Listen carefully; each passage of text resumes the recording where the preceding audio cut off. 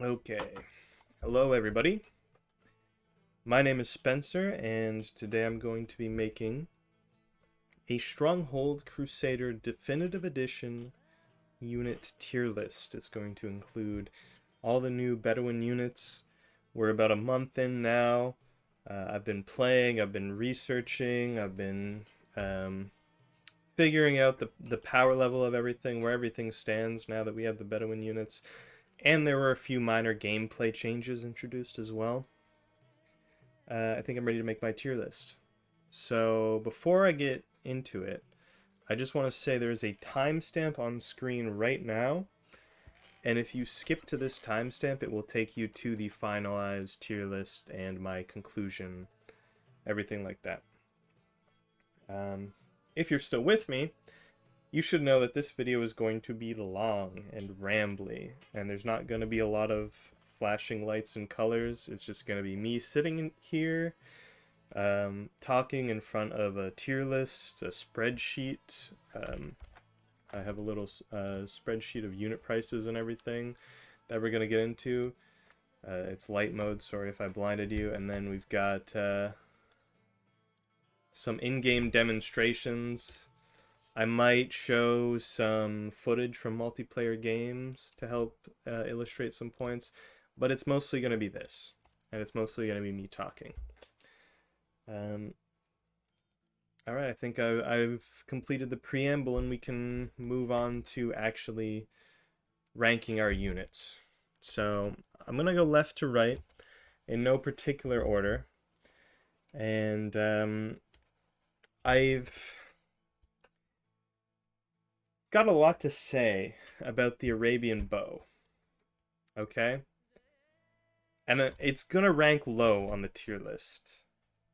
And it's not a bad unit, right? In terms of its strength. Every archer unit, if you didn't know, has the same damage, but Arabian bows share the highest attack speed with horse archers and heavy camels.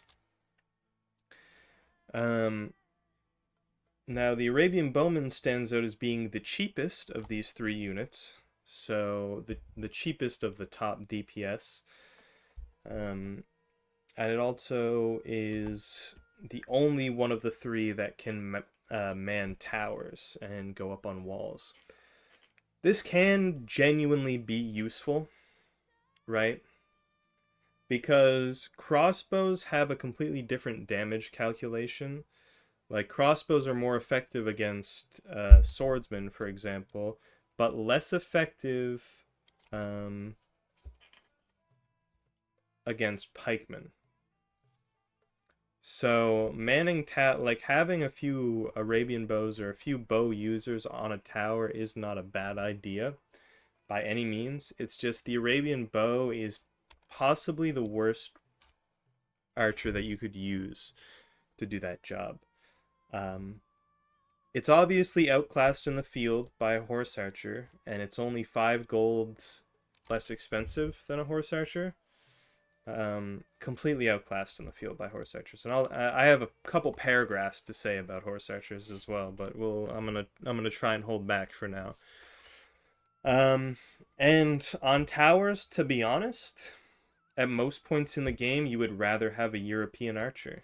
I know that European archers, they are much weaker on a unit by unit basis than Arabian bowmen, but they're much cheaper. And I'm actually glad that Arabian bows were the first ones that I rated, because hopefully that illustrates what I'm going for here. Cost effectiveness is a big thing. This tier list, it's for multiplayer, and in multiplayer there are a wide range of games that people play, right? So if you have high peacetime games, where players get a lot of money, then these cheaper units that might rank high, spoiler alert, are obviously going to be less effective than just spamming horse archers. Again, I don't want to talk too much about horse archers. So moving on. Arabian Bowman goes in a D tier. Maybe we can do a few more demonstrations, right, later on. But I don't wanna get sidetracked too quickly here. So, moving on to the slave. The slave is, oh, what can I say about the slave? Cheapest unit in the game, 5 gold, it's practically free, right? Um, but to compensate for that, they get kind of soloed by everything. In If it touches anything, it dies. I'm not even 100% sure that a slave can take a woodcutter. I think that's like a close fight, like a civilian peasant lumberjack. But slaves obviously have the one invaluable feature that they can raise entire economies. And I'm sure that I have a couple clips of this that I'm probably showing on screen right now. But one slave for 5 gold, I can completely demolish whatever, any flammable building, your economy, whatever. So the very fact that slaves exist means you have to play carefully, especially in matches where you're close to your opponent.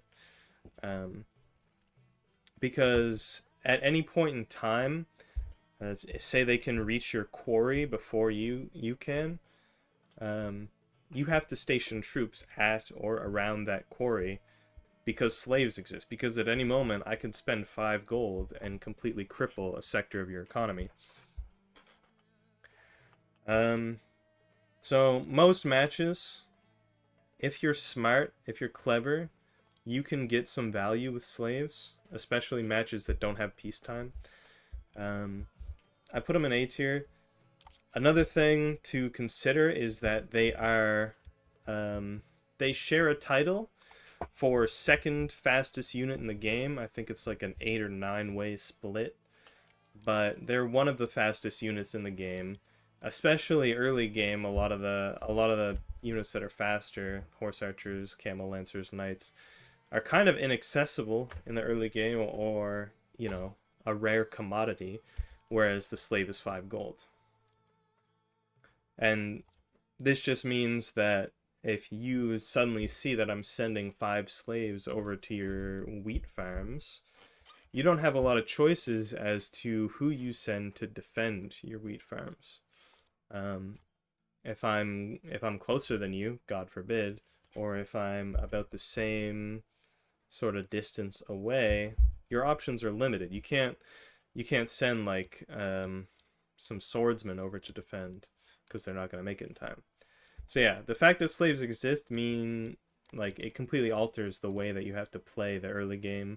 The mid game, they're even effective in like late game sieges. Once you break the walls down, if you can just slip like 5 or 10 slaves through the defenses and burn down their castle, a lot of the times you'll kill a lot of their high level troops. If they're hovering a bunch of swordsmen around their economy or their keep, the fire will actually damage them and kill them as well. So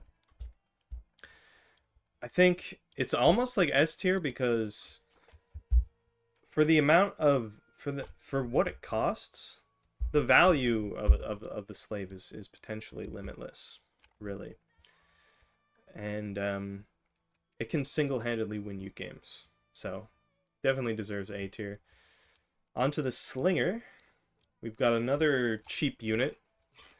Very I mean, what can I say?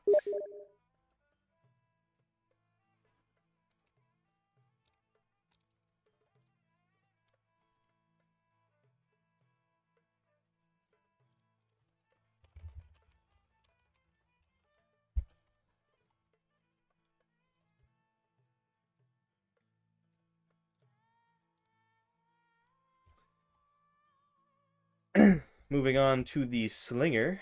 Another very cheap unit. This one, I go back and forth on the Slinger because it is a decently powerful ranged unit if you don't consider the fact that its range is extremely limited. Slingers have a much lower range than almost every other ranged unit in the game, which means that if a slinger runs up against Crusader, Archer, Arabian Bowman, for example, um, they can just get outranged and die before they have a chance to do anything. The fact that they're not armored means they're very, very weak. They go down really fast. They're basically only useful as warm bodies to throw at the enemy. They do more damage than slaves. They have a little bit more health than slaves. Um, so if you're trying to spam units at your enemy, I guess slingers are slightly more useful than slaves because you get a little bit more value. You care more about the population cost than the economy cost at that point, and so slingers are better than slaves in that one specific scenario, but worse in every other scenario. Can't really compare them to archers because their range is so bad that most melee units can just run up on them. They're not good to put in towers. You shouldn't put slingers in your towers. Um, Basically, they're an early game harasser unit, and they're worse at it than almost every other early game harasser unit. Alright, the Assassin. Now, the Assassin is our first S tier, and you know it, I know it. Anyone who's ever played multiplayer Stronghold Crusader has lost a couple games to Assassins. They are middle of the pack when it comes to damage. They are sort of below middle of the pack when it comes to health. And they lean on the more expensive side when it comes to troop costs. They have obviously one very valuable feature, which is they can't be seen by your enemy until they are close to a worker or one of your enemy's troops. So you can position assassins in all kinds of fun ways to flank your opponents. You can cut off their horse archers with assassins, they'll have no idea. Or you can sneak right up to their keep before they have time to even get their economy sorted and kill them 2 minutes into the match if you want. You know, I'm sure that's happened to all of us at some point. Assassins are very strong. Uh, they do, like I said, their damage is kind of middle of the pack, but it's still like it's respectable. It's comparable to mace men. Um, and the fact that they can sneak up on, I mean, they're good at defending against siege engines. You keep a pack of assassins outside of your castle, they can wrap around during a siege and kind of get in to your enemy's archer pack or their siege engines. That's very strong. There's a million different situations in which you can use assassins. The only limit is how creative you can be with them. They're one of the strongest units in the game. Now, I'm going to try and sort this list, just FYI, from left to right in terms of most to least valuable. And I only say that because the Horse Archer is next, and the Horse Archer is obviously going in S tier because it's the Horse Archer. And it's staying at the leftmost. Well, there's one more unit, actually, that I believe is even stronger than the Horse Archer. If you guys want to play with that brain teaser for a little bit and try and guess what unit I think is stronger than the Horse Archer, we gotta go to the testing grounds to talk about Horse Archers. We gotta. Um, like I said before, Horse Archers, we demonstrated, they are basically Arabian bows, but they're a little bit stronger. This one will actually die first because it didn't retaliate fast enough. But you'll have to take my word for it.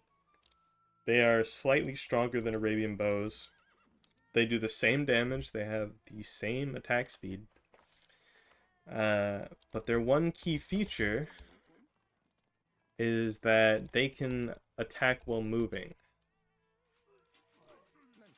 So this is the strongest sort of passive ability of any unit in the game.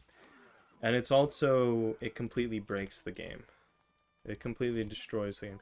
Because the counter to fielding archers, say you've got, you know, your farms over here. I don't know how detailed I gotta get with this, but like, say you got some farms over here and you just got one apple farm that you really care about, and you field a bunch of archers on it.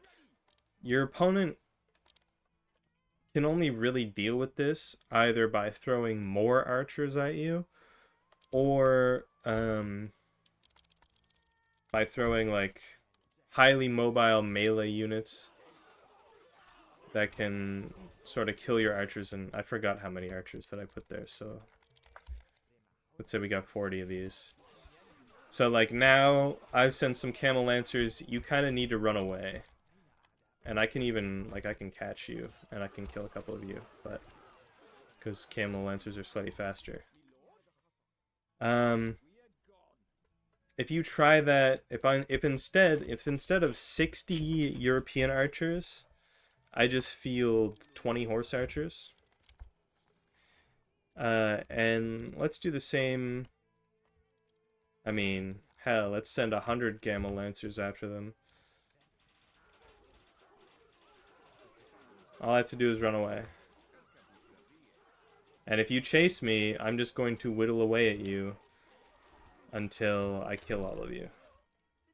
So you don't really have any options. The only way you can deal with horse archers is horse archers. And now a lot of you might be saying, oh, the new heavy camels, these guys counter horse archers. That's why they were brought into the game, right? They counter horse archers. Well, same deal.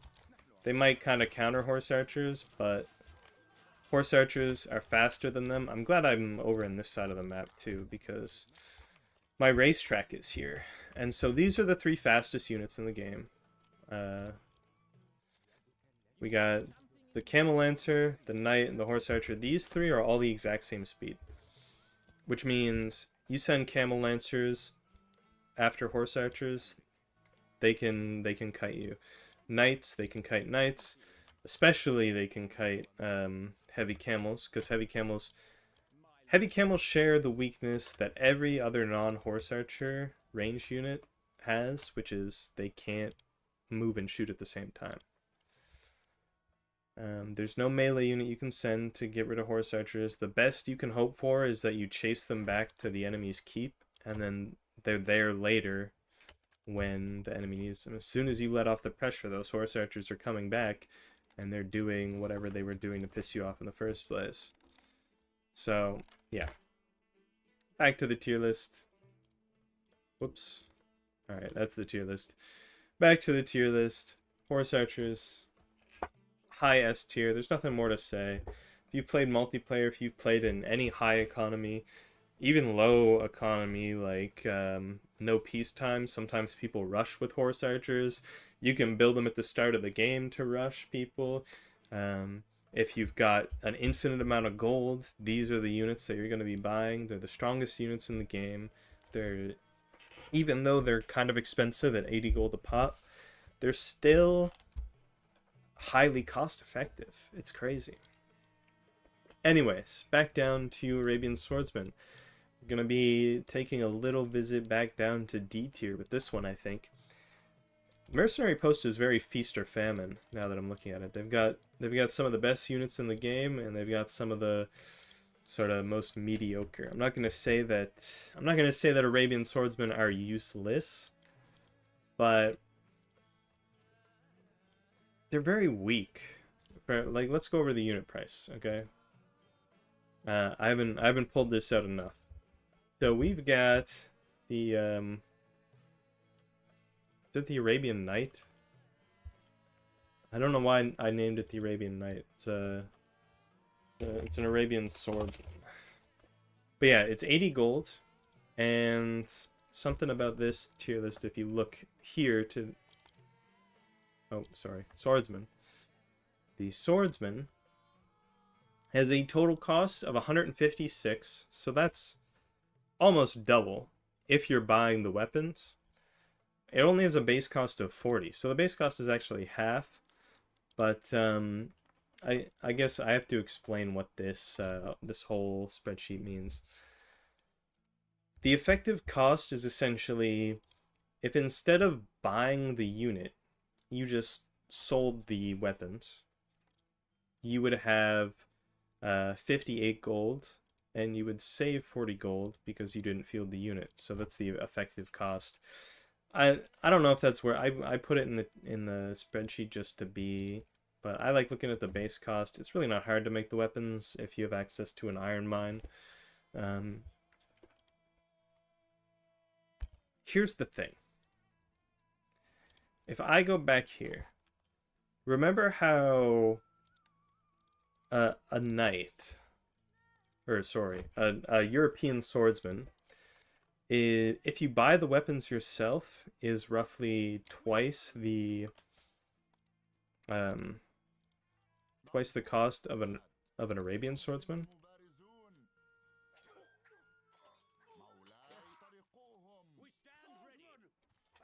If you one-on-one, if the Arabian swordsmen aren't attacking at the same time, the European swordsman can take two of them on and still have a little bit of health left. If we get into the archer calculations, which is, you know, sort of pertinent for these melee units because they're meant to be tanks. You know, we got 1, 2, 3, 4, 5, 6, 7. 7 and a fraction. Okay? Arabian swordsman doesn't last that long. 1, 2, 3. 3 and a fraction. So, roughly in all areas, about half as strong as a regular swordsman. And swordsmen are less than double the price. European swordsmen are less than double the price of Arabian swordsmen if you buy the weapons. If you do the most expensive option to acquire your units, if you don't build any of the weapons yourself, you just buy them straight from the marketplace, it's still probably more valuable in most situations to build swordsmen. The only time I've ever built Arabian swordsmen, and I'm actually going to put them probably below the Arabian bowmen. The only time I've ever built these units are like when I'm panicking, when I'm getting rushed by assassins, and I need someone to kill the assassins. But now there's a couple Bedouin units that are probably better for that job anyways. So, that's what I think about the Arabian swordsman. Now, we gotta talk some about the... We don't have to talk, really, about the fire thrower. The fire thrower is not that good. Especially now that the ambusher exists. I think the ambusher is just better than the fire thrower at most applications. But, in general,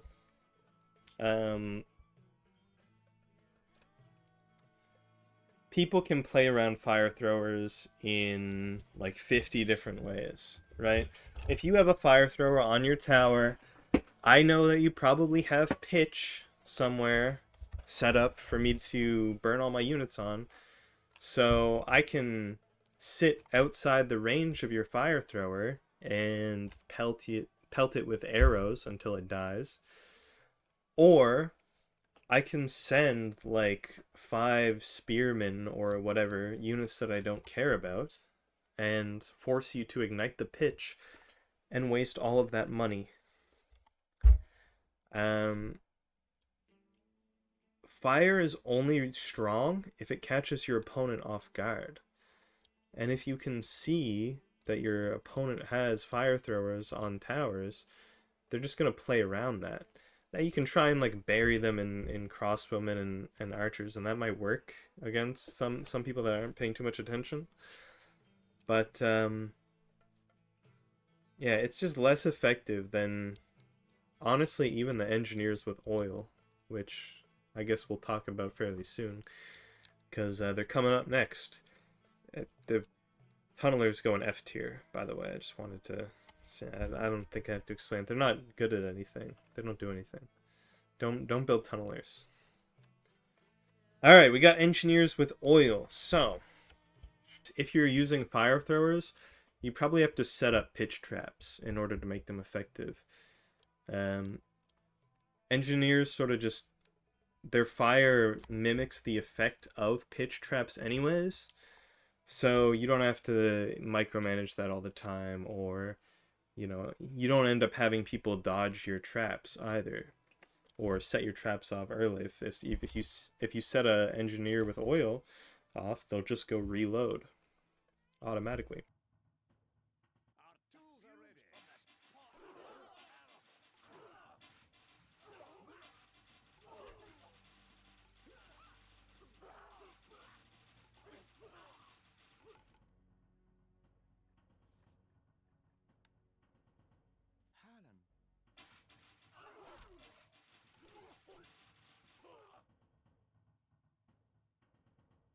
So I think they're a little bit better than fire throwers. Do I think they're C tier? I'm kind of regretting this placement. I don't think these are that useful either, because like I said, they're probably going to get picked off by archers from outside the range. If I see oil on your towers, I'm just not going to go near your towers until they're dead. Now, there are a few situations where you can be tricky with them, which is why they're not F tier. F tier is basically like, there's no use for this unit. D tier, all these units, like, you could justify buying them. There are probably better options, sure, but it's hard. I kind of want to put them in C tier for now. We might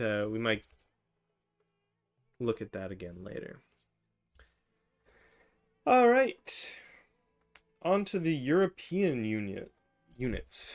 Now, I talked about how bowmen were one of the least effective, or the least effective variety of archer, right, of bow unit. Now, if we hop back into, and I'm swapping a lot, I know. I just wanted to, where can I demonstrate this? Right, these guys shoot pretty slow. Keep an eye on these guys here. And this guy here, look at him go. He's about twice as fast. So we run into the issue when we get into the prices of these units, right? Because the Crusader Archer, I don't know why I wrote it like this, has a base cost of 12, all right? And if you buy the weapons, 43, which is still almost like half of the Arabian bowman. The Arabian bow is almost double the Crusader Archer if you use the most expensive method of recruitment. Now, to make bows, you just need wood. It's the hands down easiest weapon to make. It's practically free. Alright, wood is, for all intents and purposes, wood on most maps is an infinite resource. Alright. So, just looking at the base cost of 12, for every Arabian bow you field, you can field like 6 European archers. And if we look at it in that context, like, if I were to do this, who do you think is going to win? Oh, I've already won. When it comes to any skirmish, especially between ranged units, numbers matter arguably more than like strength. Like just having a lot of archers, this is really difficult. Well, That's not really a lot of archers, is it? This is really difficult to just even approach. Because if I come in here and... So we've got, 70 archers. That's about equivalent. You could probably get like 20 Arabian bows. But I'm going to give myself 40. I'm going to give myself 40. The problem is...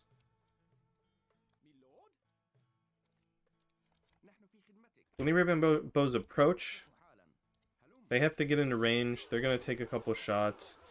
They're going to start losing men, and it's just going to snowball.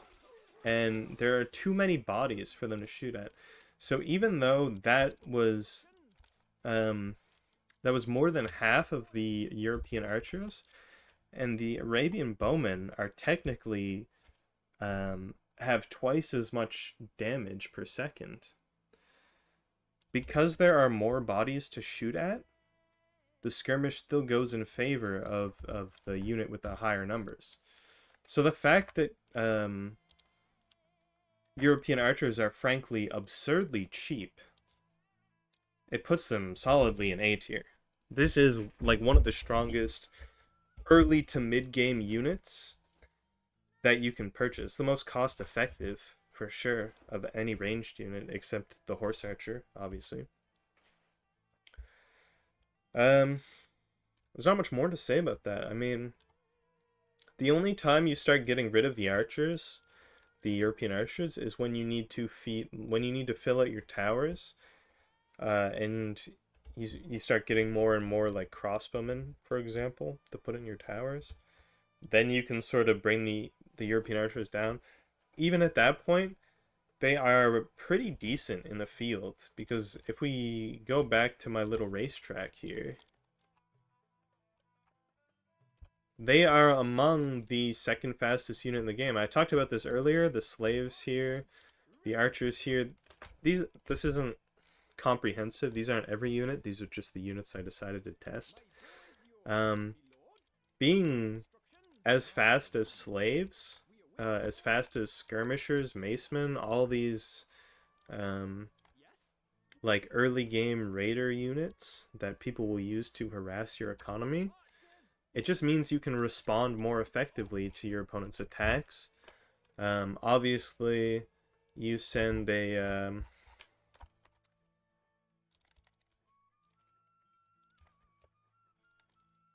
you send any of these units against an archer, like a skirmisher or something, they're gonna lose. Let him throw the spear. Oh, this guy might win because it's a one-on-one. He probably will. But this guy's also twice as expensive as the European archer, and he barely wins out. Anyways.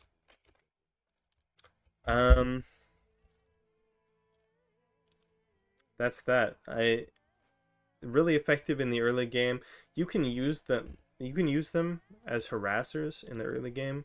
You can use them as defense in the early game, the mid game. You can use them as sort of mobile defense for areas that are outside of your wall or tower build range as well on bigger maps. They're good at everything, and they're really cost effective, so they're A tier easily. They're probably better than slaves, to be honest. Down to spearmen. This one is an easy D tier. I almost give it an F tier. It's just not worth the... spearmen are comparable to slaves, I would say, in terms of their effectiveness, but they don't have access to fire, so their rating potential is pretty limited. I think they're a little bit slower. I've tested spearmen movement speed. It's a little finicky. They seem to get faster when they're near enemy units and they're attacking. But here's the thing. Spearmen, base cost of 8. So it's already more expensive than a slave and pretty much less useful, I would say. That doesn't include the weapon. Now, if you're buying the weapon, spearmen are 28 gold each, which is absurd for such a useless unit. It's absurd. But to be fair, the spears are the cheapest weapon in the game. So, the effective cost, I almost think that this effective cost is like wrong, because the building that makes spears, the polearm manufacturer, I forget what it's called, um, can also make pikes. So you could have been spending your time making pikes to either sell or to make pikemen, which are a vastly superior unit to spearmen. So like the effective cost of producing spears to make spearmen is really low. Spearmen die very quickly to archer fire, to crossbows. They pretty much don't beat any other unit in melee except for like the slave, maybe like the slinger or a monk. I think it loses to a monk, to be honest. Um, yeah, they're not good at really anything. I think probably a little bit better than a fire thrower. I don't know. That looks about right.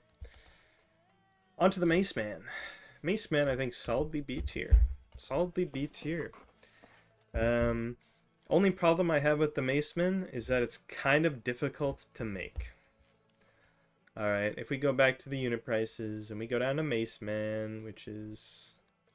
I'm all crossed up. If you're buying the weapons yourself, 103 gold for a Maceman. Look, Macemen are good. They're not 103 gold good. So you gotta make the weapons yourself, which if you do that, the base cost is only 20. The problem is, one of the weapons you need to make is leather armor. And when you're making leather armor, you are spending farmland, which is usually a limited resource on most maps, on a dairy farm, which is the least effective farm for producing food. It's vastly inferior than I don't even know if you can get 410ers running off one dairy farm. But basically my point is you're taking up space that could have been used for a wheat farm to make bread, because you know, you're hurting your economy in like almost an intangible way when you commit to making macemen or making their weapons. And it's got this sort of hidden cost to it that you don't really think about. So even though macemen are like really strong, they're actually really strong and really good for breaking into like archer ranks during a siege, or like going after your opponent's siege towers, or even just like even offensively for attacking your opponents. Macemen are very, very strong. They are kind of tanky. They're like middle ground, but they have a lot of damage and they're very fast. It's they're probably one of the strongest units in the tier of in the second highest tier of speed. They're just expensive, and like I said, expensive in a way that is hard to quantify, because you have to make a dairy farm if you want to make leather armor, which crossbowmen, which are next on my list, suffer from the exact same problem. Despite this, crossbowmen are going up here in the A tier. I don't know if I want to put them ahead of Crusader archers. I think Crusader archers pretty easily, from a cost effectiveness standpoint, beat out crossbowmen. And that might be a controversial statement. A lot of people look at crossbowmen and they immediately are like, yes, this is the best ranged unit to put in my towers. I'm gonna fill all my towers with crossbowmen, and you should. But that doesn't mean Crusader archers are useless, because A, crossbowmen are much more expensive. Peep the spreadsheet. 103, same base cost as macemen, same effective cost. And they're expensive for the same reason. You need to make leather armor, you need to make a dairy farm. Base cost of 20 compared to 12. You're not going to be able to fill all your towers with crossbowmen in the early to mid game. It's not going to happen. You're not going to have enough money. You're not going to have enough weapons. So the European archers do that for you. Now, another quirky, weird kind of thing about crossbowmen is that crossbow damage is calculated differently than arrow damage. So, and I'm gonna just use 5 crossbowmen to speed this up a bit.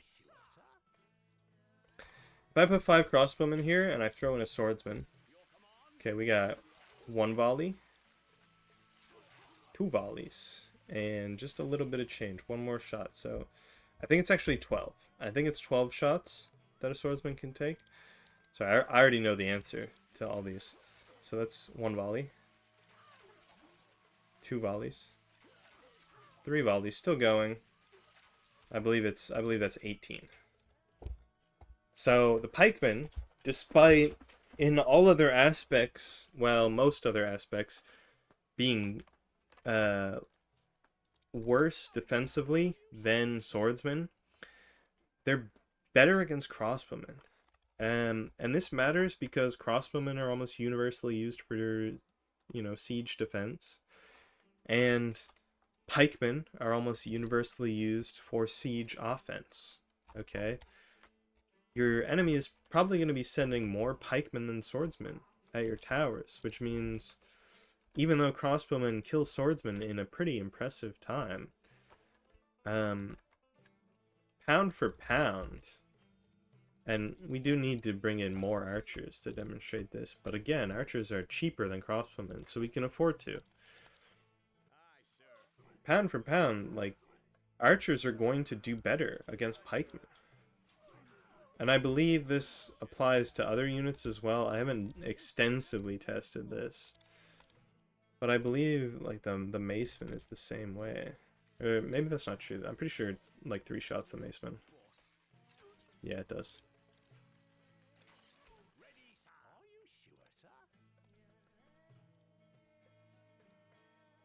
Sorry, I just wanna see this. Yeah, I mean I feel like archers a little bit preferable against macemen too. And I know I'm comparing like 5 archers to 1 crossbowman, but realistically, that's the calculus you're looking at in a real match. Crossbowmen being 103 cost if you buy their weapons versus 43 if you buy European archer weapons. And the weapons themselves are much more difficult to make. Obviously, the crossbow's not too difficult, but I think I'm happy having them in A tier. They're definitely... Look, I'm not saying that they are weaker than the European archers or the Arabian bowmen, but cost effectiveness, a little bit less cost effective. They're also slower, so they're worse in the field. That's another sort of side benefit to European archers, is that they're the fastest archer unit in the game, besides horse archers, obviously, which are S tier. I really should have like a horse archer tier. If you think about it, like, I don't think this illustrates well enough how far above everything the horse archer is to have them just sitting here next to the assassin. But like I said, there is a unit that is stronger than the horse archer. Please hold all questions to the end. Pikemen. I just went over pikemen. I just told you that your opponent's going to be sending a lot of pikemen towards your walls, and they're going to be sending a lot of pikemen towards your walls because pikemen are very good. Pikemen are one of the best units in the game. I'm not ready to put them in S tier, I don't think. I'm considering it though. I'm considering putting them in S tier. If we go to my bottom left here, this is a ranking similar to my racetrack. This is a ranking of the fastest building killers. So we got the battering ram, melee only, by the way, so like trebuchets and catapults don't count. We got like a battering ram is the best. It's left to right. Sapper second best. Demolisher third best. Pikemen are 4th best, which is pretty strong. I mean, before Bedouin units existed, these were the unit to throw at people's towers, Because not only are they more resistant to crossbow fire, they also take down buildings faster than swordsmen, faster than knights, faster than macemen, I think. I'm pretty sure I tested macemen. I'm almost certain that I did. But pikemen are just incredibly strong. They hold their own against most melee units in the game. They soak up a good amount of archer fire. And they kill towers pretty fast. I mean, I can set up a little demonstration here. Here's a swordsman. Here's I don't know, here's a mace man. Let's get a Crusader swordsman in on this. And I know I sent the pikeman first, which is kind of cheating, but you can see it's no contest. The pikeman is much better at building demolition than anyone else.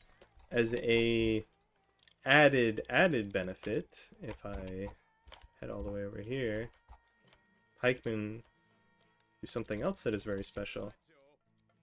Oops, that's my team's moat, sorry.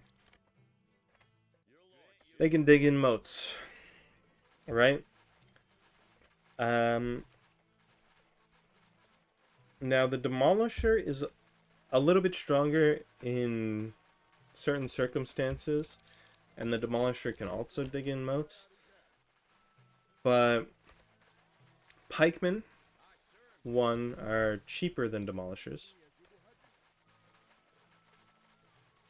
They are a better all-around unit, and one of the tankiest units in the game that is capable of doing this very, very important thing, right? Usually when you're filling in moats, you're going to have to do it under archer fire. The enemy's going to try and stop you from filling in the moats. You're not going to be able to do it with slaves. You're not going to be able to do it with spearmen. You need a tanky unit that can do it. Pikeman has got you there. There's just good in every circumstance. He's also slightly faster movement speed than swordsman, which is why, unfortunately, swordsman is going down to the B tier. I mean, oh, sorry, I gotta disband these guys. Hold on. Alright, that was gonna drive me nuts. Okay, so swordsman in B tier. I think I've talked about swordsmen enough. They're weak to crossbows, which are the primary method of defense, so you really shouldn't send them to soak crossbows. You should send pikemen. They're slower than pikemen, and destroy buildings more slowly than pikemen, so you need to send pikemen to destroy buildings. You need to send your pikemen to dig in moats, and crucially, pikemen are actually less expensive than swordsmen, both in total and base cost, and effective cost. Pikemen are cheaper and better at everything except melee combat. It's never a bad idea to have swordsmen as part of your army, but they're usually best at being like the finishers that come in last, and kill the enemy lord or deal with the melee units in the castle. Pikemen are your vanguard always, and they'll usually get the entire job done by themselves. If you need a little help, swordsmen are a good auxiliary unit, but they're just lacking in a lot of areas. Knights. Knights, well, it's hard to say. So, most people think that knights are, you know, oh, they're like swordsmen, but they're fast. And that's kind of true. The weird thing is, and this is probably not a revelation to most of you, it's a pretty well-known thing, knights are weaker than swordsmen. So you are paying, and I have it listed on the spreadsheet here as well. You are paying an extra investment of 5 wood and 100 gold per knight, which that's fucking expensive. I get that stables are reusable, But if you stack up like 4 or 5 stables, which is what it's going to take to field a decent amount of knights that you can actually go do stuff with, that's it costs thousands of gold just to get the stables installed, and then you got to also spend money recruiting the knights, which they are expensive as swordsmen, which are some of the most expensive units in the game. It's honestly like knights. I want to put them here, and I'm gonna put them above swordsmen. They're better than swordsmen. They're better than macemen, even considering the investment. But people use them wrong. People often use knights as um, basically swordsmen, like fast swordsmen. They send the pikemen in, dig up the moat, break the wall, then they send the knights in, and they use the knights to fight against melee units. You should not be using your knights to fight melee units. You should be using your knights to harass the opponent's economy, destroy their buildings, or to um, corner siege engines or ranged units, right? So if I'm keeping knights in my army, I'm using them almost like mostly defensively. Like if I get attacked, I'm gonna send them after the opponent's trebuchets or the catapults or whatever. Um, I'm going to send them to go destroy quarries or stuff like parts of your opponent's economy that they're guarding with archers. You can kind of dip in there with knights, and the knights are tanky enough to just take the archer fire, destroy everything, kill the archers if the archers don't react quick enough. Um, so yeah, these are like a good troop. B tier is good, like above average. They're used wrong a lot of the time, and it makes them seem weaker than they are or not as cost effective as they are. You shouldn't use like I know I said this already. Don't use knights to fight other melee units. It's a waste of gold. You're throwing money down the drain. Just buy swordsmen. Because the melee encounters and the late stage of sieges, they're gonna happen anyways. I don't need to. I'm digressing a little bit too much. Okay, I'm talking a little bit too much, so I'm just gonna move on. But knights are top of B tier. Skirmishers. Skirmishers are the first of the Bedouin units. So I'm going to be less confident in talking about all of these units than I am about, these units because I've only been playing with these for about a month now. But in that month, I've uh, I've I've done a lot with them. I've been using them a lot, and I think a lot of them are really good. Like the skirmisher, for instance, I think is almost as good as a slave. It kind of does a similar thing where you want to, you might buy them in the early game to harass the enemy economy. The difference is when you send a group of slaves in to destroy a quarry, um, you're kind of just paying gold to destroy the enemy structures, and you don't expect to retain the units afterwards. You mostly just send the slaves and then forget about them. They're gonna die. With skirmishers, usually if you amass like a decent amount of skirmishers, you can just take over the resource. So if I send them to my opponent's quarries, they can kind of deal with the archers or whatever the opponent sends to defend pretty cost effectively. They can destroy the buildings because they're a combination of melee and range. They're able to destroy buildings pretty quickly. And then you can build on that quarry. You can build a quarry, you can get the stone, you can take that resource and hold it with your skirmishers. Um, they're fairly just a decent unit to have in the early game. I would say skirmishers are what I wish spearmen were, where they're kind of the default melee unit if you need melee units in the early game. And they're not even really melee units, right, because they can throw their spears, but if you need melee units in the early game, it's almost always skirmishers.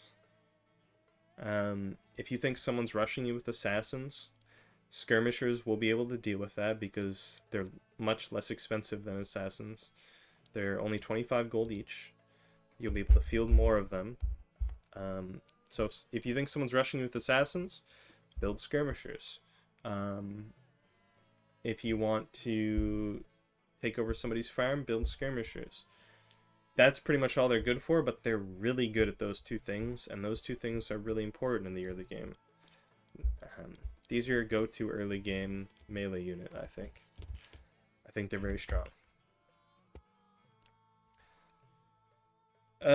Sapper. So if we go back to we haven't played the game in a while, so let's play the game.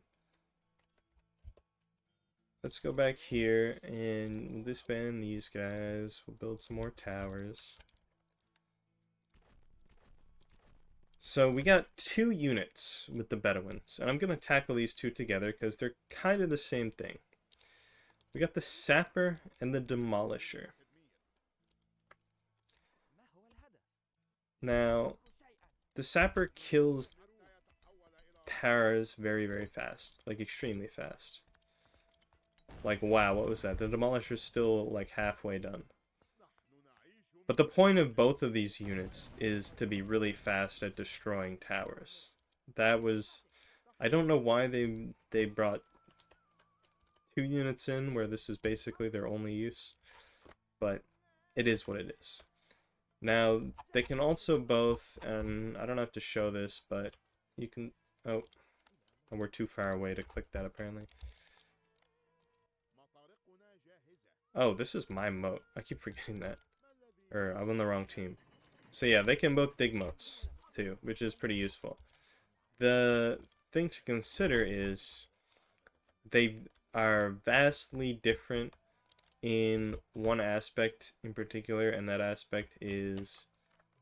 Well, to demonstrate this effectively, I'm going to need to drop, let's say, 40 demolishers, 40 sappers. Again, I'm on the wrong team, I apologize. 40 demolishers, 40 sappers. We're going to send them. We're at 90 game speed here. Here comes the crossbow volleys. The sappers have not managed to touch the tower yet. Doesn't look like they will. The demolishers might actually end up touching the tower. They're getting shot by the other tower too, so it's not really fair. But they will eventually. They made it. They made it, you could say. So yeah, the key difference between the two is that the Demolisher can take a beating from archers. They've got this additional health bar above their shield that just blocks projectiles. And the Sapper does not have that, and the Sapper also does not have any armor. So, when you're ranking the Sapper, you have to consider how it differs from the Demolisher. Because they both essentially do the same job. They're both mercenary units you can buy with gold. As you can see, the Sapper is cheaper than the Demolisher. Sapper is 50 gold, Demolisher is 80 gold, so that's a pretty sizable ratio. That means for every 10 sappers, you can field about 6. It's actually like 6 and a fraction, but 6 demolishers. I'll tell you right now, 6 demolishers can take more ranged hits than 10 sappers. The key consideration is that sappers move faster. So in a real siege situation, and I've set up these towers with some ranged units. We got, on the defending side, we got 60 crossbowmen, 31 archers. This is like a normal, what you would expect to encounter during a siege. So we don't want to use pikemen, because sappers are kind of doing the pikemen's job. So maybe we'll field, I don't know, some swordsmen. 150 is too much. We field 50 swordsmen, and we're going to bring archers of our own in, because you kind of have to. So we got like 95 archers, I guess. That's a weird number, but maybe we'll want, what do we want? Give me some crossbowmen. Maybe give me like 20 crossbowmen and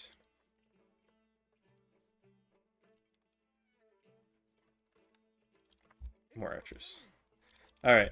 So we've got our little army here ready to siege this castle. All we're missing is a way to destroy the walls because swordsmen aren't going to get it done. We can either have 20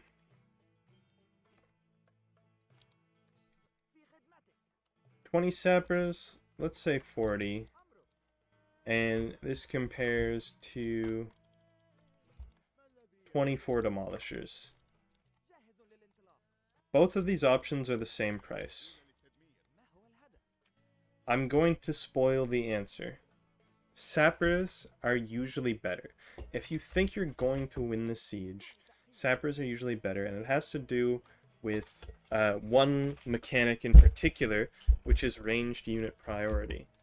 Now, I'll explain this before I send these guys at the wall. When you have ranged units, or I'm sorry, when you have a mix of different types of units, let's say you have a melee unit, a couple other melee units, I don't know, and you've got some ranged units as well.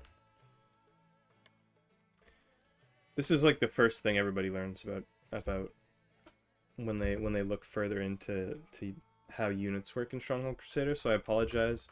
You probably know what I'm about to say.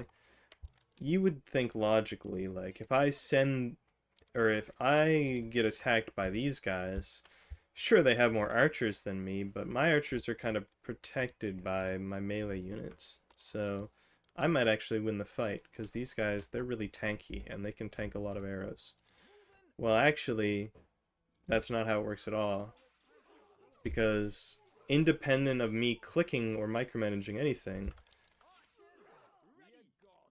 these guys just honed in on the enemy archers and killed them first. Now, this sucks if you're trying something like that, but in the context of a siege, we can exploit it. And the reason why I have 20 crossbowmen and a shit ton of archers, the reason why you would bring this to the siege, not necessarily because, oh, I'm going to destroy all the archers on the towers and whatever. And maybe you are. Maybe you've got like some portable shields. That's what we need. Maybe you've got some of these, and you're gonna dig in and you're gonna try and shoot all the other archers off the wall. But we're mainly exploiting the attack priority. Let's pair these up with the crossbowmen, because they're our most valuable ranged unit. Because when I throw my army at their walls, they're going to shoot my archers first, which means it doesn't matter that these sappers die in 3 arrow hits or whatever. They're going to make it to the walls. If I just, let me say I'll put these like here.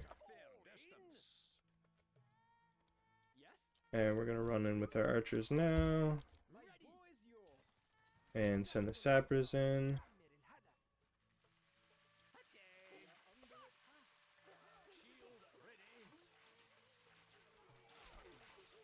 I just gotta move the crossbowmen more carefully.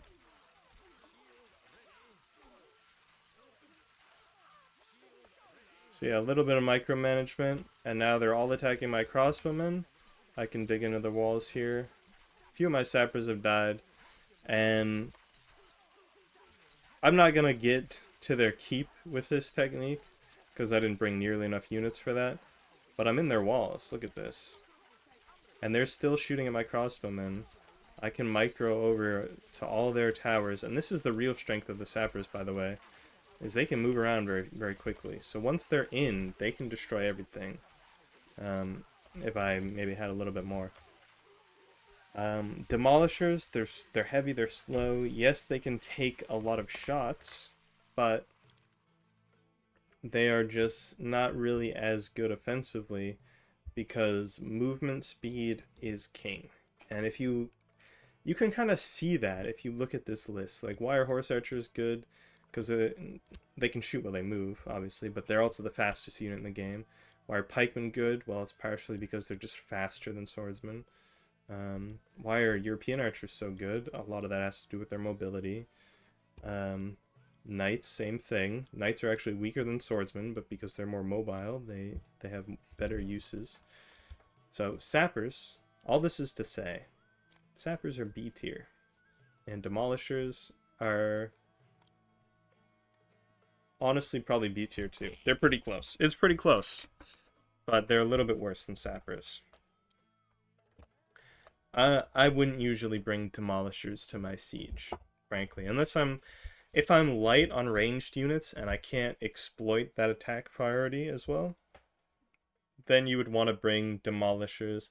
The problem you run into is that battering rams and siege towers are a little bit better, but we'll talk about that later. They're also way more expensive, so. Camel Lancers.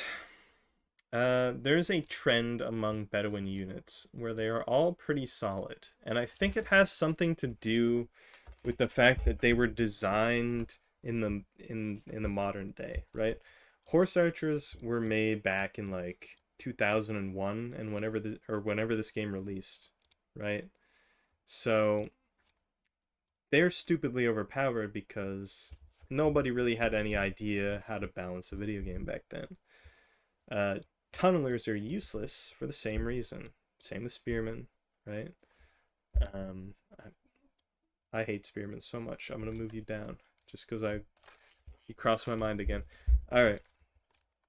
So the camel lancer is also amazingly solid. It's better than a knight. It's better than a knight. It fills the same role as knights, but it doesn't require the upfront investment of stables, and it's this it's the same cost, I believe. Yes, 40 gold. That's 40 gold without any weapons, just upfront cost of 40 gold, the same base cost as a knight with none of the extra work that's involved. And they're exceptional at they're not better than slaves, but they're close. Well, yeah, they're very, very close. So let's go back to the game.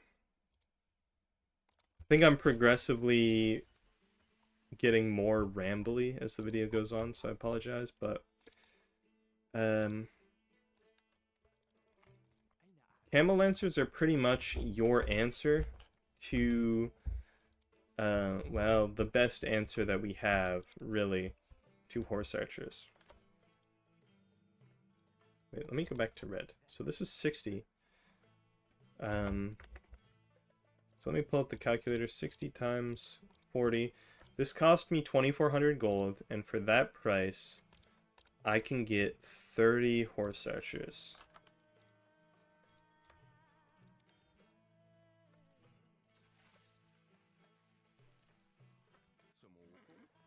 Alright. So, if I'm getting harassed by horse archers, all I need to do really is chase them down. Because yes, they can kite me, but eventually they're going to have to turn. They're going to come up to a wall, and they're going to have to turn this way, and then I turn this way, and I close the gap here, and then eventually I'll just eat them all up. Yum, yum, yum, yum, yum. So, camel lancers, and this is not something that happens often, you cornering horse archers. If you're playing against a competent player, it's probably not going to happen. But that's one use that they have. They also, because they are in the upper echelon of speed, they're the same speed as knights, they can go toe to toe with anything. They can kill archers that are stationed in the field, even heavy camels, which we'll talk about later, which people consider heavy camels to be like this really strong, really high value unit. Um, and it probably wins 20v20. But maybe it doesn't. No, it doesn't. There's no chance. Yeah, even heavy camels, which are considered to be like the strongest of the like, they're the siege archers. They're meant to be in the field. That the camel lancers just deal with it. By the way, that was an even amount of camel lancers to heavy camels. The camel lancers cost less than half of what a heavy camel costs. So they're exceptionally strong at dealing with fielded ranged units. They are very good at harassing in the early game, in the mid game, in the late game. Use camel lancers to destroy your opponent's economy. Use them to deal with archers. Use them to deal with siege engines. They're great. They're a fantastic unit.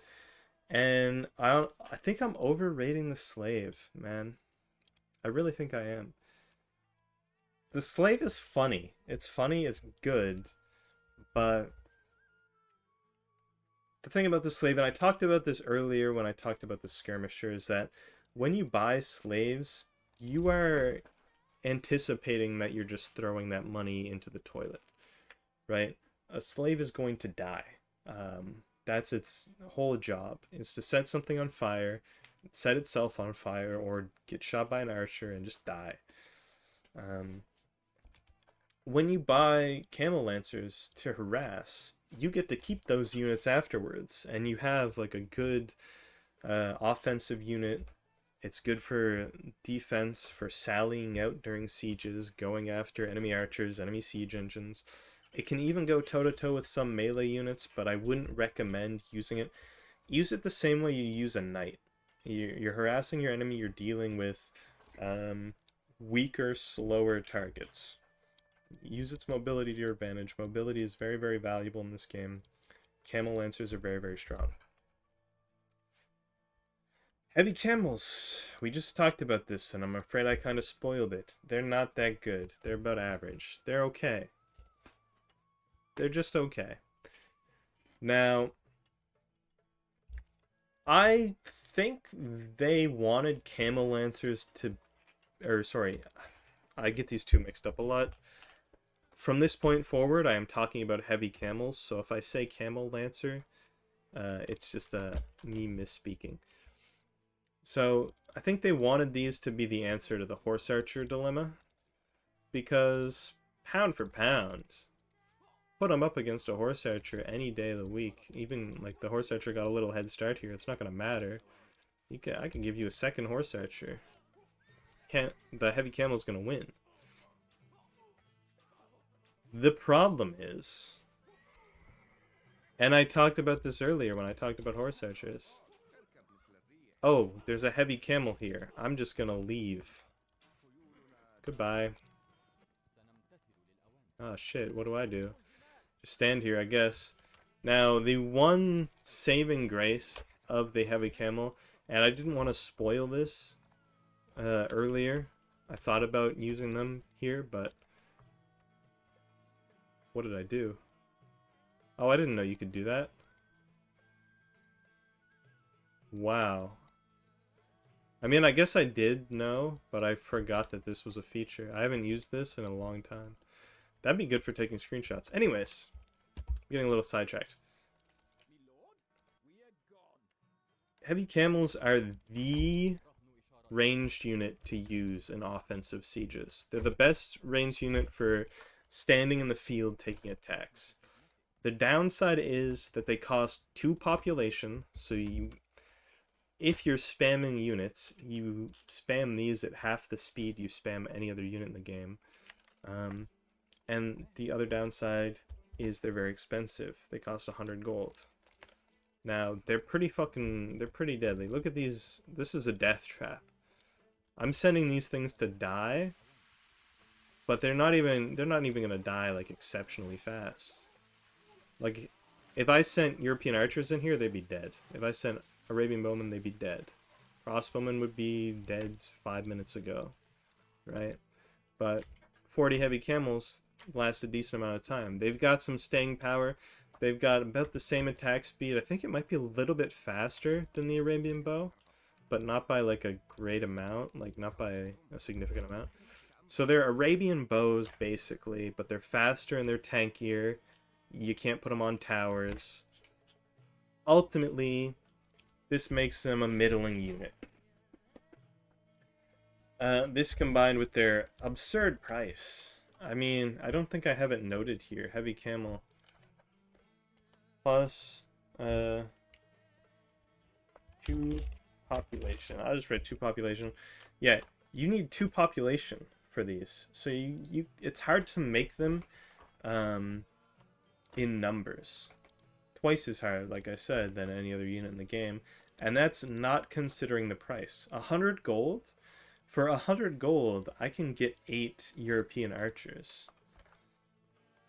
And European archers are even a little bit faster than heavy cam. I know I glaze European archers a little bit too much, but they're a little bit faster than heavy camels. Heavy camels have a really weird movement speed where they're actually a little bit slower than all the unarmored units in the game, but a little bit faster than all the light armor units. Anyways, doesn't matter.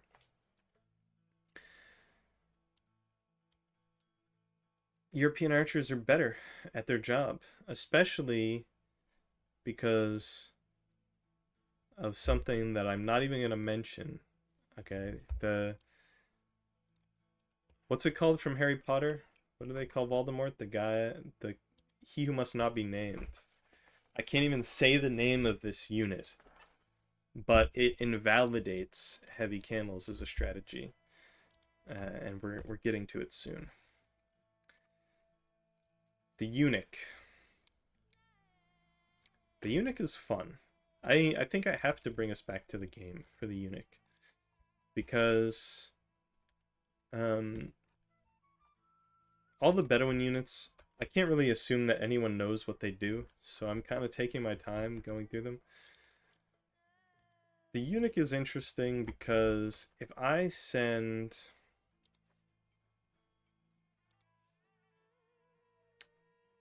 a spearman at the eunuch, he's gonna kill it in one shot. If I send 3 spearmen at the eunuch,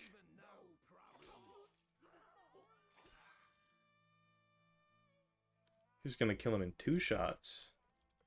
Well, that's weird. Well, if I send 6 spearmen at the eunuch, okay, that was a little bit too much for him, apparently. What I'm trying to demonstrate is that he has an AoE attack.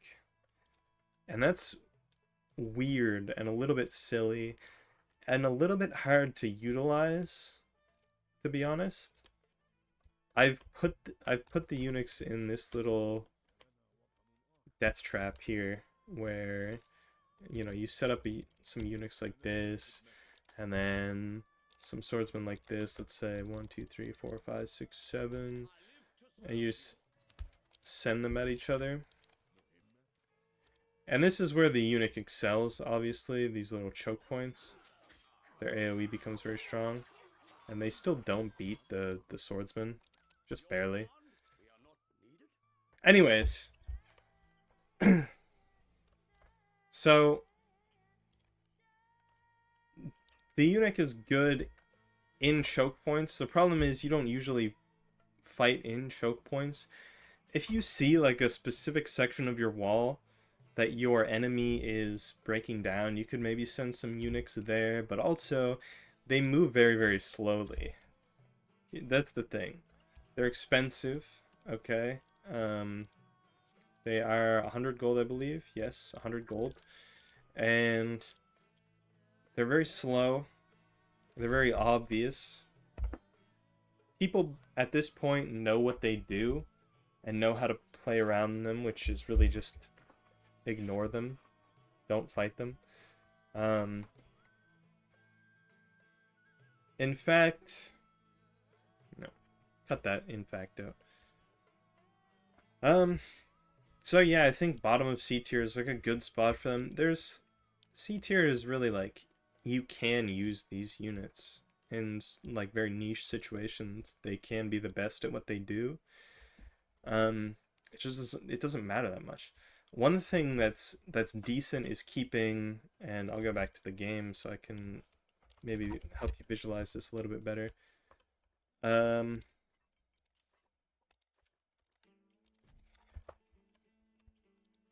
this is really like the only thing I've ever done with Unix successfully.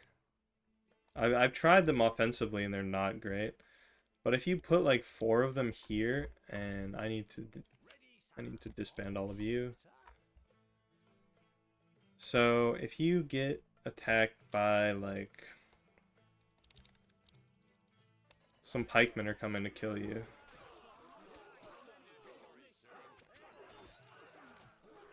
Hold on, I just need to kill all these innocent civilians for a second. If I send my pikemen to attack,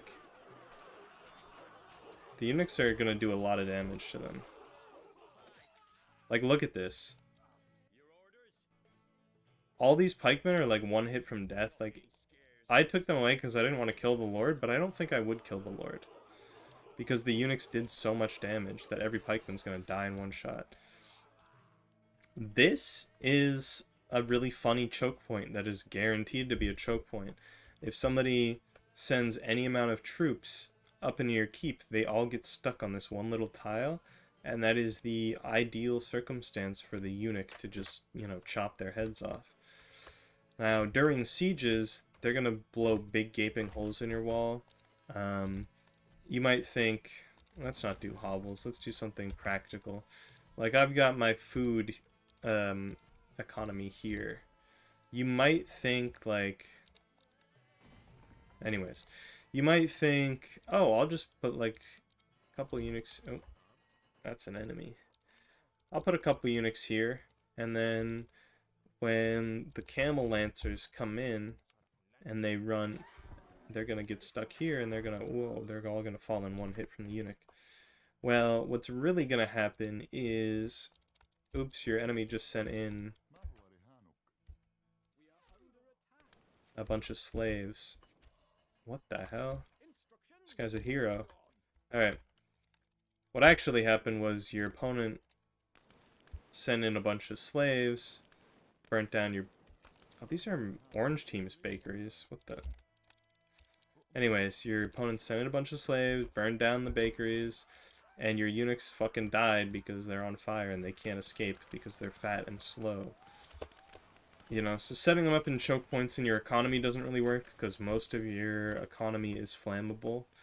And that's like the first thing any good opponent is going to do when they break your walls down is they're going to send in a bunch of slaves to burn everything down, or they'll have fire ballistas or something if they're really fancy. So the only choke point I've found that really works is a keep. If you can make a choke point happen, eunuchs can be all right at defending. At attacking, they're fairly useless because they're one of the slowest units in the game. The same speed as swordsmen, I believe. And they're worse than swordsmen, like, for what swordsmen do. Which is basically right-click on the enemy lord once your other units have done all the hard work. Eunuchs aren't good at that. Eunuchs are good at defending, specifically your keep. You know, if you're going to build them, build like 5 of them and put them in your keep, along with a bunch of crossbowmen. And that's all I really have to say about the eunuch. Okay, the healer. The healer is interesting. He's a lot like the slave in that he does something weird that no one else does. And it's hard to rank him. It's hard to say how valuable his service is. I lean towards high B tier. I like healers specifically for that early game to mid game slog in low economy games. Maybe trading bread is banned. That's a format I've been playing a lot where you can't trade bread, so you can't build bread factories, and you have this sort of limited economy that you're kind of constrained by how many quarries and how many iron mines you have running, something like that. Um, because healers are really good at saving you money. Now, if we look at healers, they do cost 100 gold, which is a hefty price. A lot of the Bedouin units are very expensive. But, as you might expect, the main purpose of a healer is to heal units. So I've got some knights here, and I wandered too far to the enemy tower, and I went AFK, and I'm buying stuff at the market. Oh shit, my knights. Okay. So let's get my knights out of there. Oh, that's not good. So let's separate the wheat from the chaff here.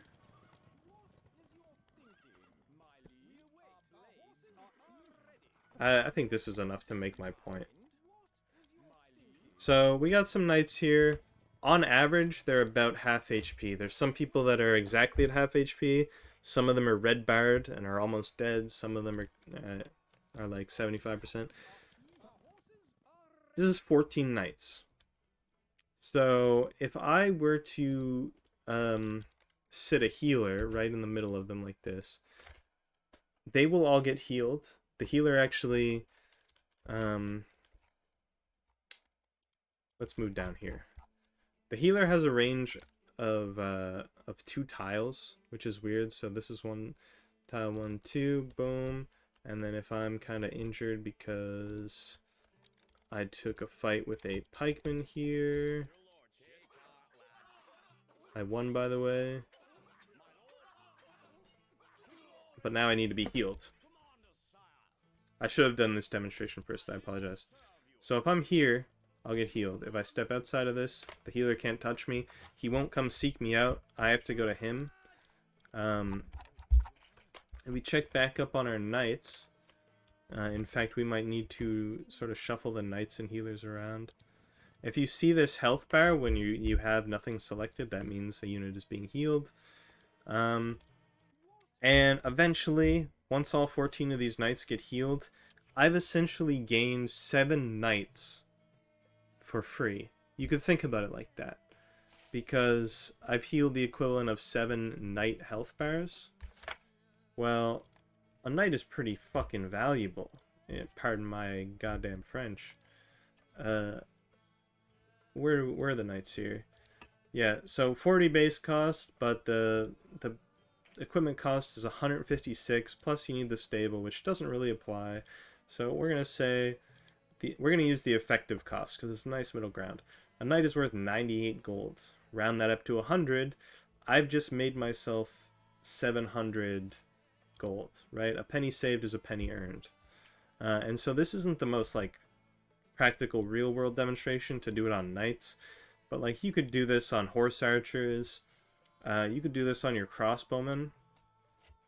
One thing I want to mention, and this is really important, actually, we're gonna get serious here for a second. So basically, the function of a healer, I'm gonna conclude my point first. The function of a healer is to save you money, which means in the late game, it's frankly not that useful. Because it counts as a ranged unit when it comes to the ranged unit priority. If I spawn an archer here, he's going to kill the healer first. He will target the healer. Even if I've got some archers here, and I've got a couple healers, and they're mixed in, healers are going to die first. So using them in the battlefield is a big no-no, because it's a very expensive unit that cannot attack. It's not going to get a lot of healing off if you're taking archer fire, because it's going to get shot by the archers. So don't use them offensively. Use them to heal your units. I honestly rarely move healers outside of my base. So if this were my castle, I might put healers like here. Ugh, I'm not sorry. I'm the wrong color. I might put my healers here. I don't know if I would ever make that many of them. But say I'm getting sieged, right? And there's a guy out here, and he's building trebuchets. And he's got... Uh, he's got some archers. And I need to stop him. So I head out there. I sally out.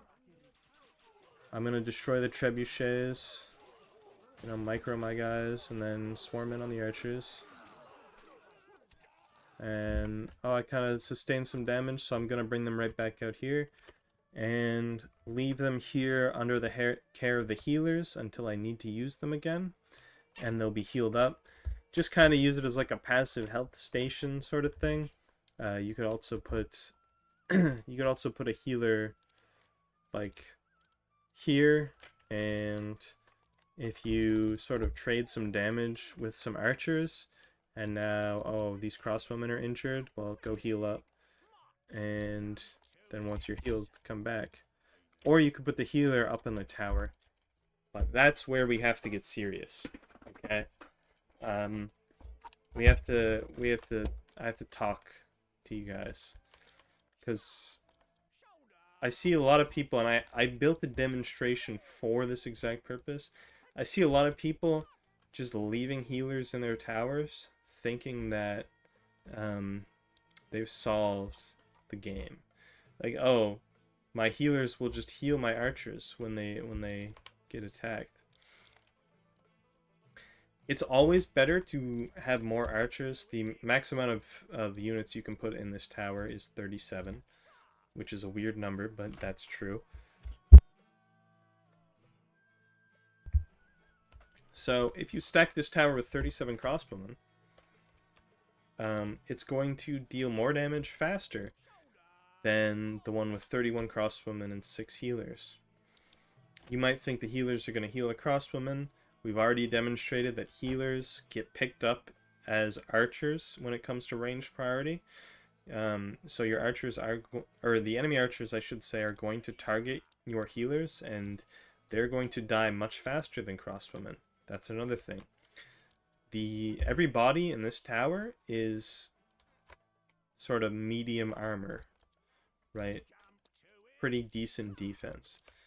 The healers are going to die in 2 shots. Well, more like 6 shots because they're in a tower. But let's play this scenario out. We're going to be using heavy camels. Shout out to heavy camels. These are the designated offensive sieging range units. I'm going to move them over here just so they don't pick up other archer fire. And let's send them in and see what happens. I already know what's going to happen, but I just want to demonstrate this for the people that leave healers in towers. Let's take a look at how everything's going. Oh, the healers are healing, or they were, and now they're all dead.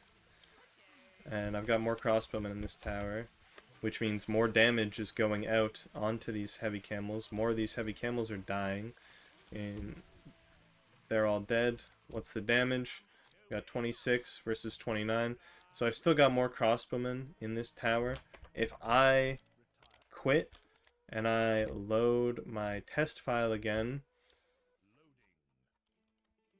and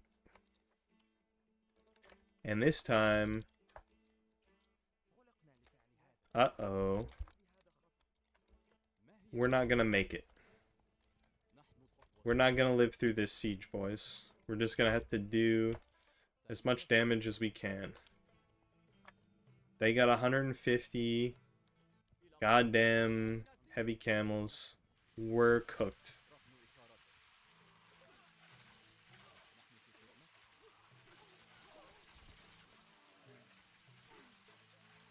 And this is an interesting demonstration because this happens, especially to your first wave of defenders. You are going to send a tower full of crossbowmen to die in some games, because that's just part of the siege. And after your crossbowmen have died, you want them to have done as much damage as possible. On this side we have 123 heavy camels, still not ideal. On this side, 125. So this side did better than it did in every other test, which is saying something because it's still lost, right? More heavy camels have survived on the right side because I had 6 healers in the tower doing nothing. They don't attack, they don't do damage, they don't soak damage as well as crossbowmen. I don't put healers in towers. I wouldn't go off on a tangent for that long unless it was like a really serious epidemic, man. I see so many people putting healers in towers. Don't do it. I think healers are good in the middle of B tier because most of B tier is like situational, and usually if I'm buying these units, it's because I'm kind of trying out a build or having fun. I'm not necessarily playing to win. Like, none of the units in B tier are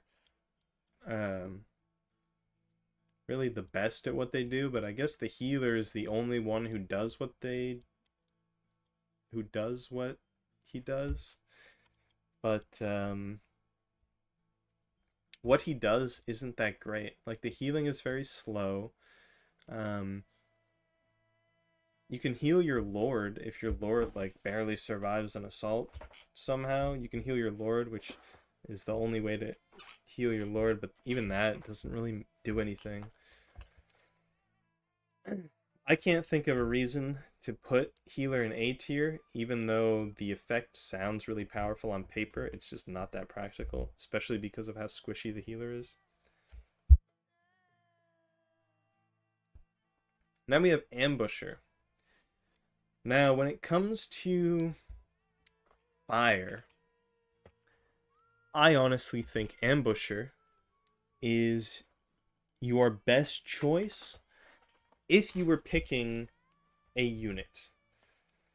The engineer with oil only beats him out because the engineer with oil is cheaper. An ambusher costs 120 gold. And I have this test. I didn't fully demonstrate this. Back to the game. I didn't fully demonstrate this last time. I do have a section of this test with ambushers. And they function, I don't know, about how you'd expect. Like if I'm heading towards the tower, oh shit, there's ambushes. I gotta like micro my guys over here and kill them. They're better when you have more pitch.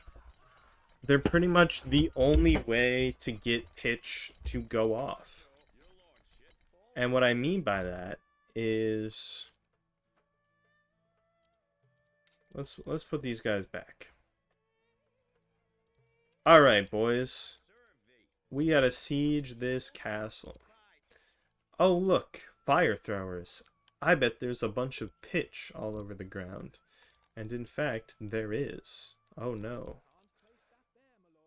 Oh.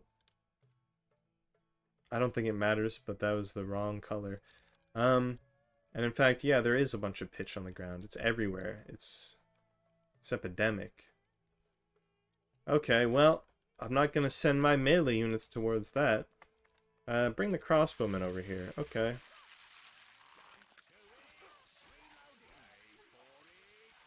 Alright, boys. Go take the tower. And those ambushers might aggro, so I don't want to actually do it. But you get the point. Now, I could have all the fucking crossbowmen in the world.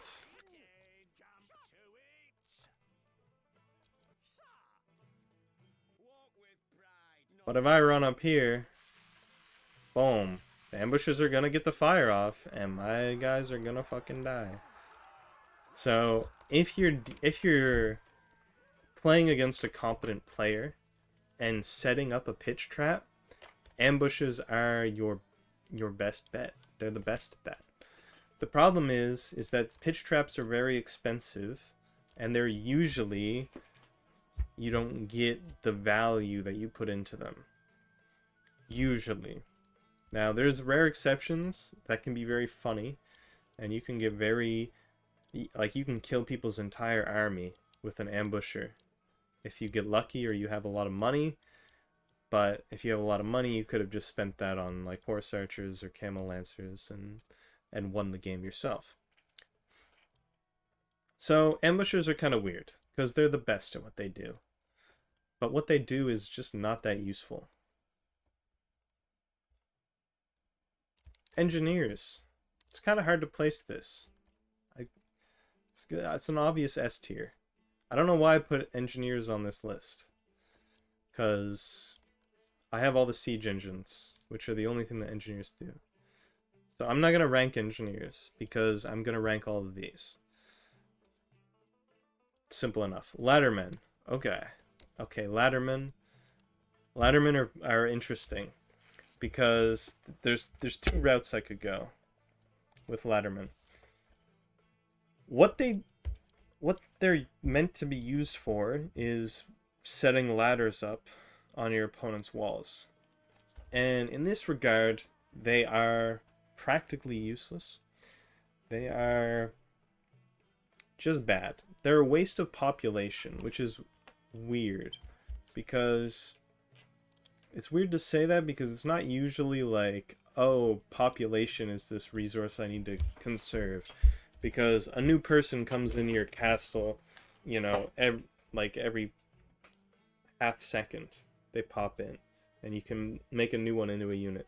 But if you turn your units into laddermen and you use those in a siege, you are wasting your population. You're going to lose that siege. They're not going to do anything. They're going to die. They die in one hit.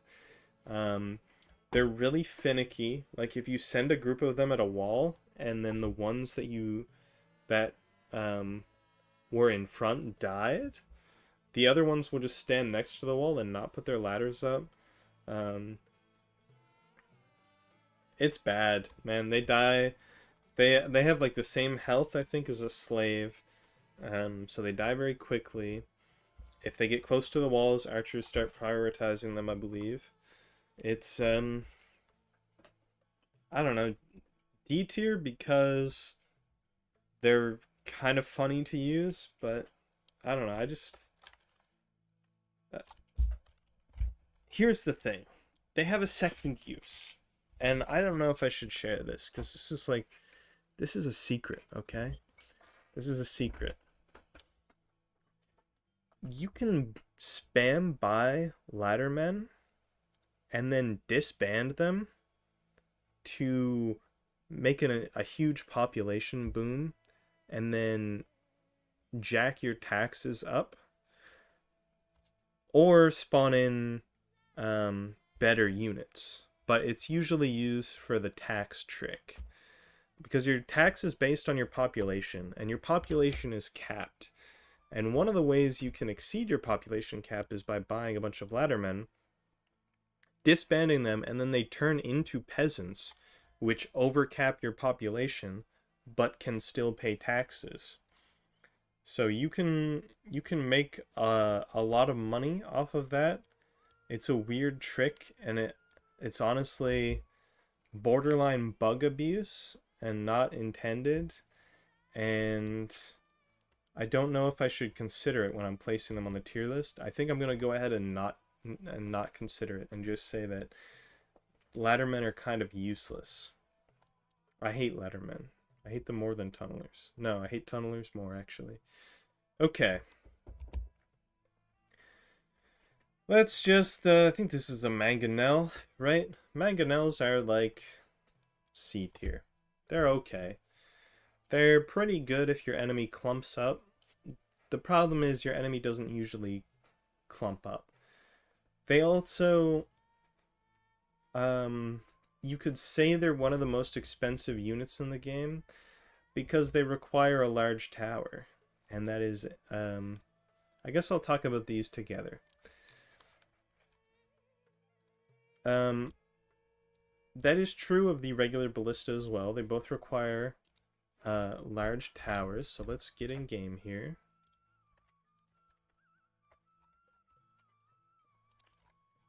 And let's pop a tower down, I guess, here.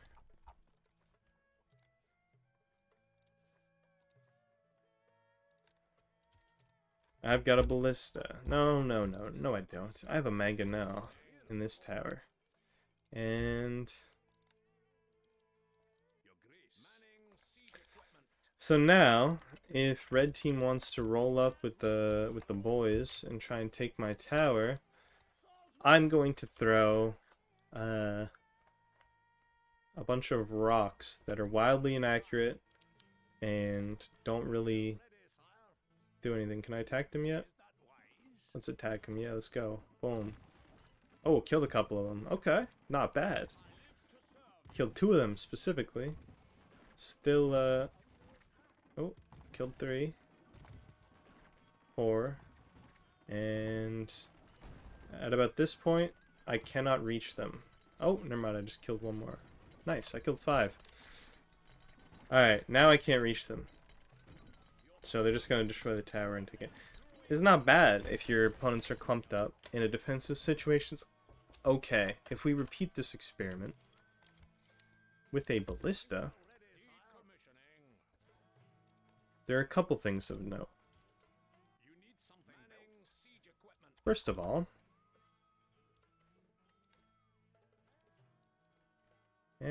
probably like here.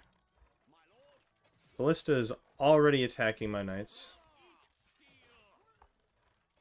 It's more, kind of more accurate. The main feature that makes the ballista better at defense than the trebuchet is the range. And so I would like to demonstrate that over here. This is my range finder. And every iron ore is 10 tiles. So let's get some siege engineers up here. So the mangonel has a range of 10, 20, 30, 40, 50, 60, 65-ish is where it can aim and where it will start shooting.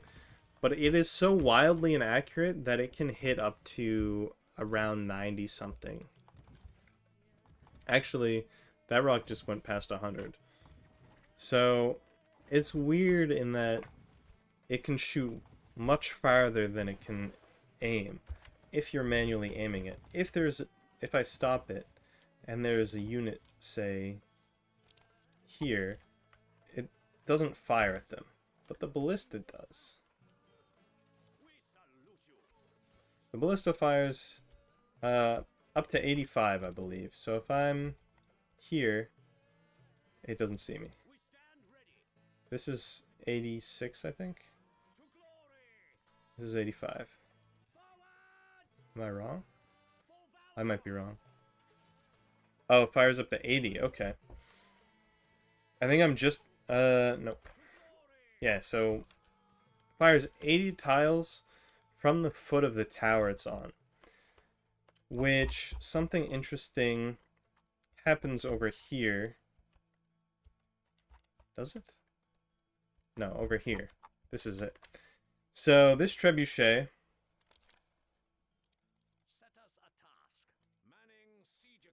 a lot of people think that this isn't the case. And they're right to, because it's not meant to be the case, I don't think. If I set up a trebuchet like here...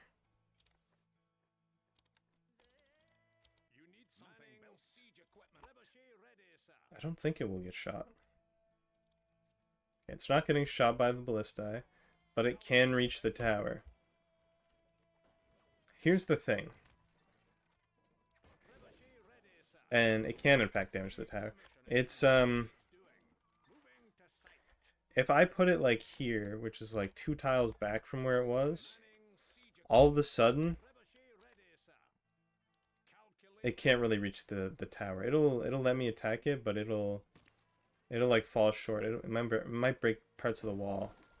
Oh, maybe it will hit the tower, I don't know. But if I move, like, up here, if I have a unit right here, it will get shot by the ballistae. So, in practice, the trebuchet outranges the ballistae. In reality, this is a fucking headache for the person sieging you to deal with. Because they have to find like the exact pixel they can set up trebuchets to attack your towers. And then they also have to worry about you like sallying out with knights. So usually you would like want to line up some melee units, and I don't know, have some like crossbowmen here and have them up here, and then if you get flanked, like if they send the knights at you, you respawn by bringing the melee units up. But you already see the problem with this is that now my ballistae can kill you, can kill your units that are protecting your trebuchets. So you're losing units. This is a terrible tangent, but I'm just saying that technically trebuchets outrange ballistae, but in practice, not enough to matter. And so when we go back here and I say that ballistae are top of C tier because they're really good at defending, because they pretty much invalidate trebuchets or catapults to the point where your only solution is to try to outnumber my ballistae and just spam a bunch of catapults and trebuchets, and then you still win.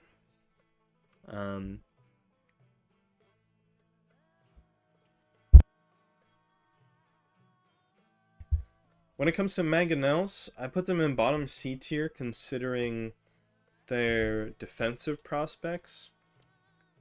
I genuinely think that mangonels can sometimes be broken, like S tier level broken, on certain maps where you're very close to your enemy, and you can spam mangonels and send the shot into their base and destroy a bunch of their economy.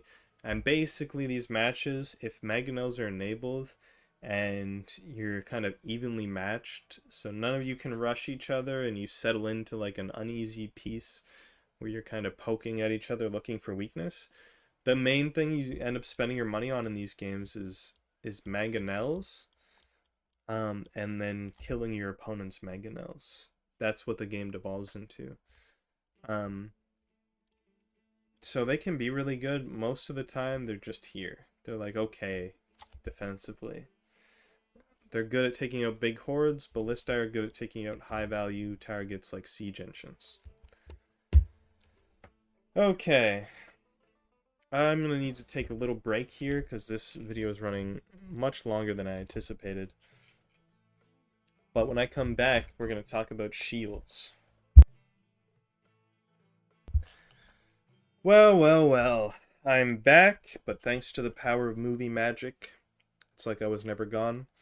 It's time to talk about portable shields. Now, this is the boogeyman that I've mentioned a couple times in passing already. The unit that I said would be stronger than horse archers. If you guessed portable shields, you are absolutely correct. This unit breaks the game. It completely alters how the game is played to the point where in most serious multiplayer matches, it is banned. Along with horse archers, by the way. But largely the problem is shields, and I'm trying to wrap this video up as fast as I can. I'm probably not going to spend too much time on the rest of these units, but we are going to have to talk about shields. So obviously, if I were to send one of these packs into this disgusting mess, they would die pretty quickly. Maybe to make my point. Well, I don't know how I want to demonstrate the shields. I think I'll demonstrate the shields like this. Here's 5 archers. Here's 5 horse archers. So, if we remember... Oh, these are 20. Sorry, I forgot what the hotkeys do. Okay, here's 20 horse archers versus 20 archers. I think we all know what's about to happen here. The horse archers get the first hit because they can shoot while moving, and they wipe the floor. They didn't lose a single unit. Okay, here's 20 horse archers versus 20 European archers, but the European archers, they have shields. And reminder, these shields only cost 35 gold. You gotta buy a siege engineer, and you gotta spend 5 gold making the shield. These are cheap. These are insanely cheap. Hey, get back in there right now. I'm serious, bro. Get back in there. Alright. For your consideration, 20 horse archers versus 20 European archers, but the European archers have these very, very cheap shields. Very inexpensive. These shields, they don't cost anything.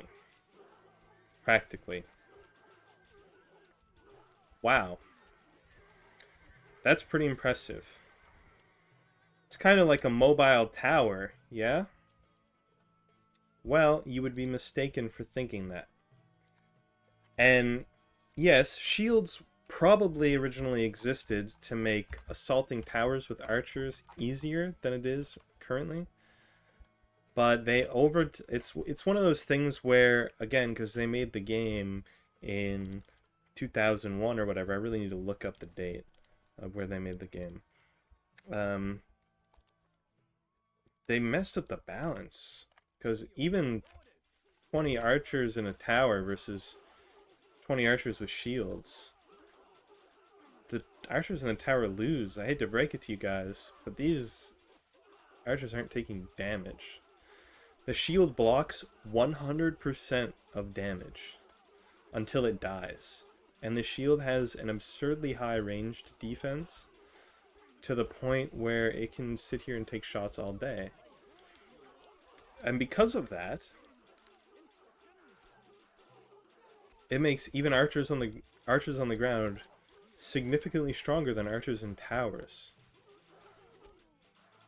So this 35 gold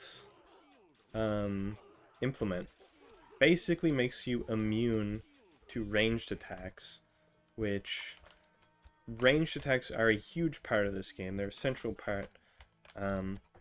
Ranged combat is like the main form of combat, is like rangers poking at each other and poking at melee units as people move pieces around the board.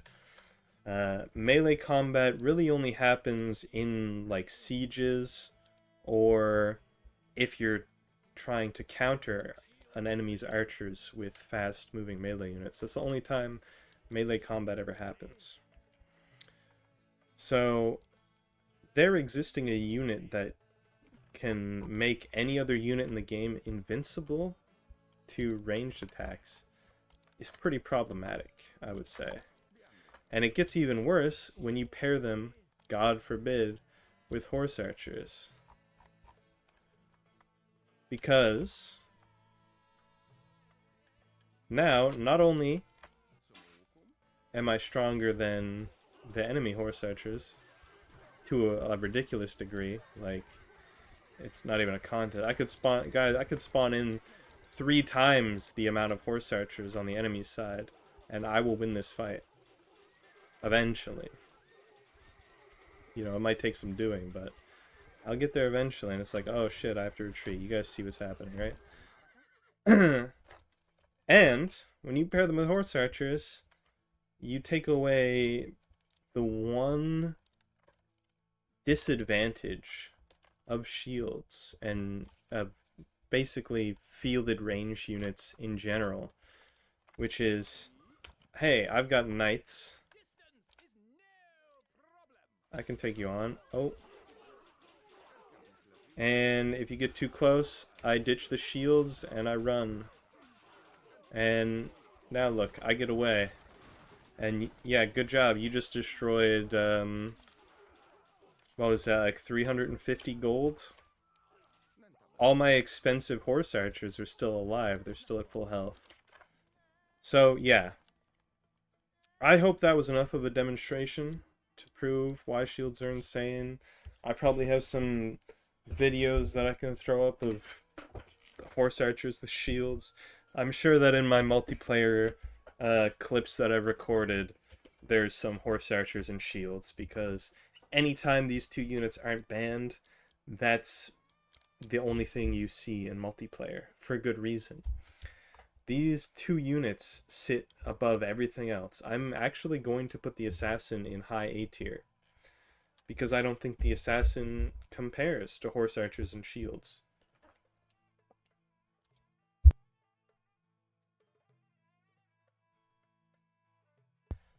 Alright, now that we got the boogeyman out of the way, we gotta talk about the other siege engines. Ooh, catapults. High A tier. Probably this is your go-to siege engine if you've got a lot of money. If you've got a lot of gold, you're in a high economy game, and you need to take down a wall. Forget demolishers, man. Forget sappers.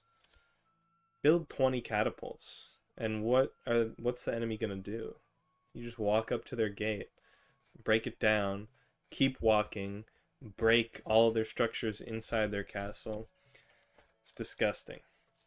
Trebuchet is like a catapult, but it has higher ranged. So a lot of people would be like, oh, it must be better than a catapult. Nah, misconception. Trebuchets are pretty good. They're high range, as we talked about earlier. It's great because you can station it outside the range of towers, take the towers down, even if they have archers. The archers can't touch your trebuchet. Them being stationary, and I'm going to put them like way down here, it's actually a huge weakness. I know catapults are very, very slow, but when it comes to trebuchets, it has to be a really high value target that you're taking down in order to justify building a trebuchet, because once you're done destroying the target, you just kind of have to disband the trebuchet and you flush that 150 gold down the toilet. It's like a very expensive slave for towers. It's like, I build this knowing that at some point I'm going to just lose it. It's going to be gone. Whereas catapults, like I said before, once you get something down with a catapult, you can keep going, you can take more stuff down with it, or you can move the catapults back to your base. You could save them for later, and not have to respend the 150 gold per unit that you're spending to make these things. Like, these are both very expensive, very late game siege engines to make. And I just think the catapult is better. It ekes it out. I'm going to put the trebuchet like here. Okay. Battering ram. This is kind of like a catapult, but it's melee. It's a melee unit, so it's terrible. It's not particularly good. If you remember, when I went back down to my little tower breaking contest, battering rams, they get it done. So we all know the sapper is better than the demolisher and the pikeman. I proved that earlier. Well, let's just prove that the battering ram is significantly better than the sapper, right? In terms of range defense, a battering ram can take some hits. Here's 40 archers. It takes longer than you might expect. You can take some hits. You put any other unit down in the game, they're not gonna last that long against 40 archers. Except maybe the swordsman. Yeah. Battering rams are about equal to swordsmen in defense. And when it comes to range defense, they're a little bit better at taking crossbow shots than swordsmen, I believe. I don't think I need to demonstrate that. Well, let's find out together, because I'm not 100% sure on this. But, like, this should instantly kill a swordsman. If I put down a battering ram, it might instant. Nope. Yeah, see? A little bit better against crossbowmen, which is a favorable point. The unfavorable point is that it's slow, and it has to get all the way to the enemy's walls, and it also costs, for some reason, all of the siege equipment except the portable shield costs the same amount. And so even though the battering ram is like objectively worse than a catapult or trebuchet, I'm digressing a little bit, but the fact that you could have spent the money on a catapult and you bought a battering ram means that you made an objectively incorrect choice. And that's all I have to say about that. Siege towers. Actually, I like them. I'm not gonna lie. I like siege towers a lot. I think they are sort of low B tier. They're just really tanky, similar to battering rams. I actually think they're the exact same. I'm pretty sure I tested that. Someone can correct me if I'm wrong. If this touches your opponent's tower, you can... and I'm explaining this even though you might know. I'm going to demonstrate this. Really, really quick. As soon as they touch your opponent's tower, you can get up on your opponent's walls. And so if I have this siege tower here, and I have like anti-assassin walls on this, so I'm 100% sure how this functions, but say you got a bunch of mace men. This is like not a bad way. First of all, you can take gatehouses and open them. If your units are the only units on a gatehouse, you own that gatehouse and it will open, and you can in fact send the rest of your army through the gatehouse like this. You could even... I don't think this is true. Can you go through a gatehouse? That'd be really funny. Oh my god, you can. So even if they double wall up like this, you get another siege tower in here, and I'm in your walls. I just love siege towers, man. I think it's really funny.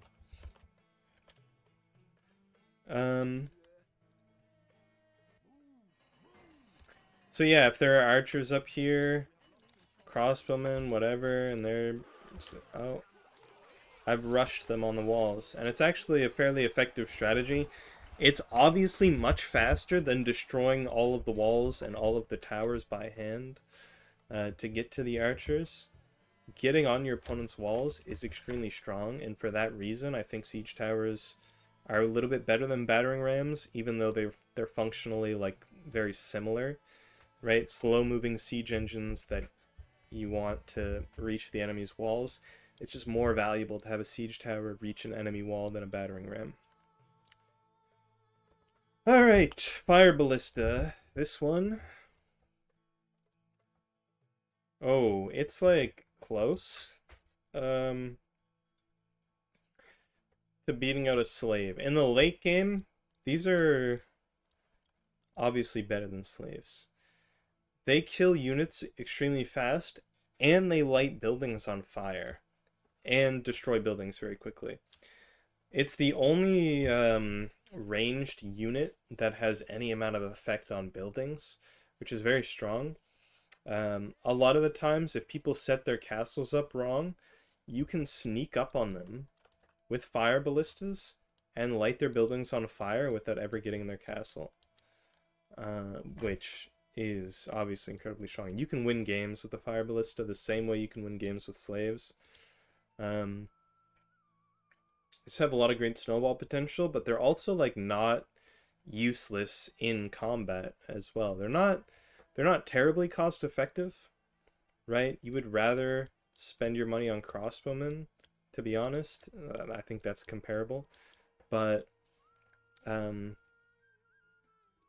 decent in combat. They're very, very slow. But I don't think that matters too much. They pack a lot of punch. And I think they're pretty good. I think A tier is a good spot for them. Again, I'm trying to wrap this list up very quickly because this is like a 2-hour video now or something.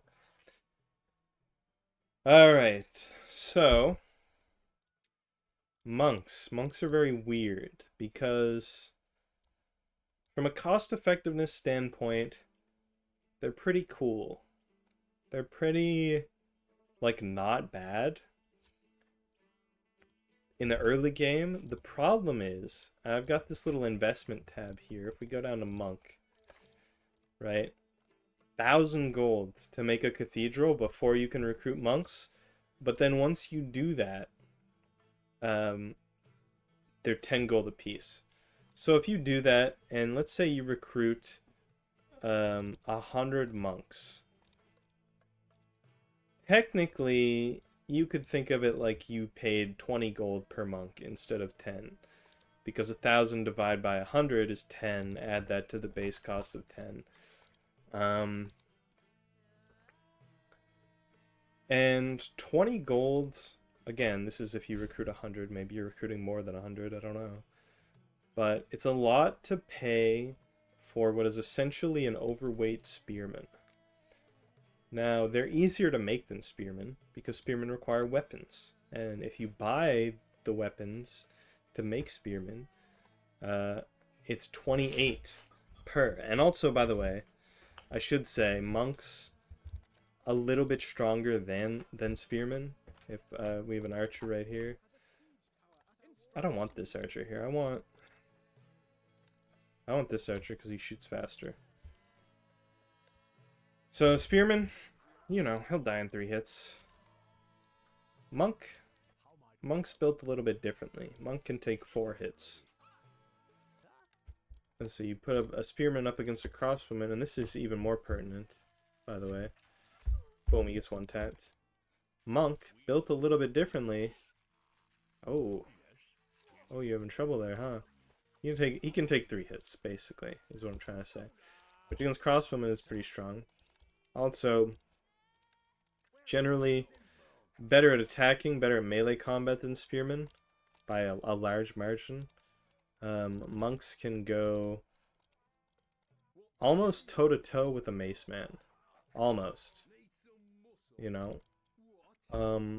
If you consider the fact that mace men are, like, significantly more expensive, like, if you buy weapons to make a mace man, you're spending over 100 gold. A monk is 10 gold and does that much damage to him. Like, they're pretty effective in melee for what they cost. So I don't want to put them in D tier, right? But I don't think I can go higher than C.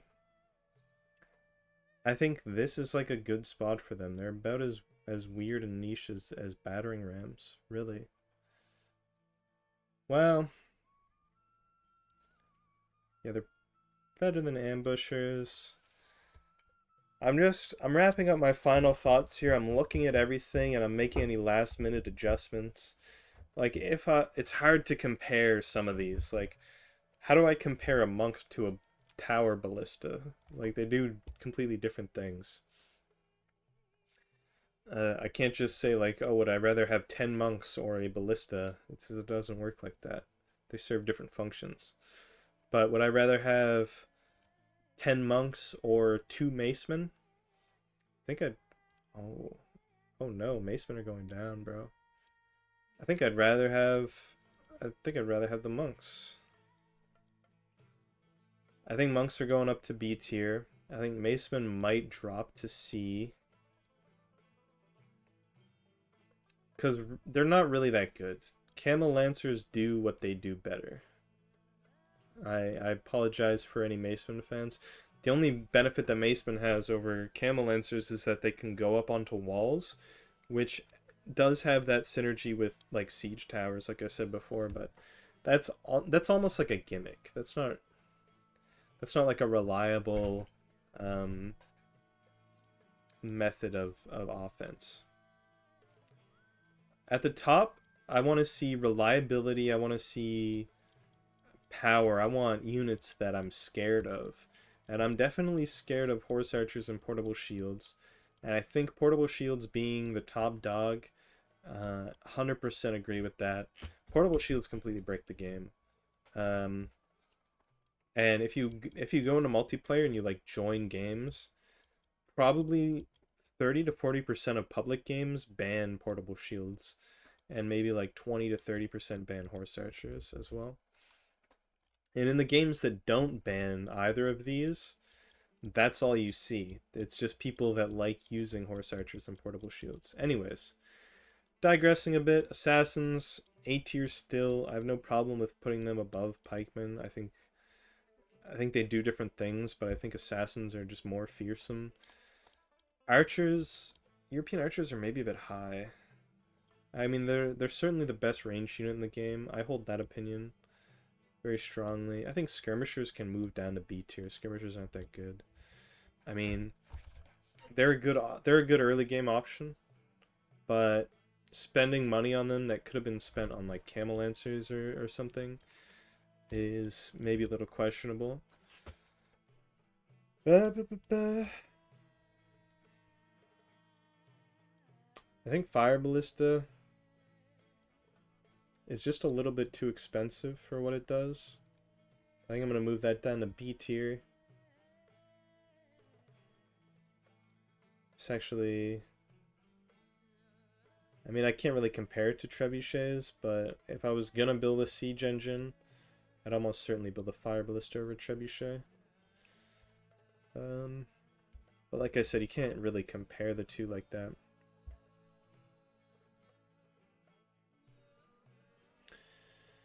I have no problem with oil engineers being low C tier. Eunuchs, I think... People overrate eunuchs. Everyone I talk to about eunuchs says that they're really, really strong. But I never see anyone use them. And I've never used them with any really real amount of success. I've used them, I've tried. I don't know, I think bottom of C is good for them. Arabian bow, I just feel like, without context, Arabian bow being in D tier is a bad look. It's I